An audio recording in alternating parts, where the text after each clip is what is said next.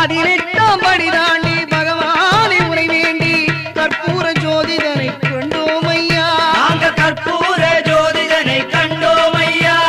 மகர ஜோதியை கண்டு மனமான சரணம் போட்டு மகர ஜோதியை கண்டு மனமான சரணம் போட்டு மணிகண்டா உன் பெருமை அறிந்தோம் ஐயா. நாங்க மணிகண்டா உன் பெருமை அறிந்தோம் ஐயா.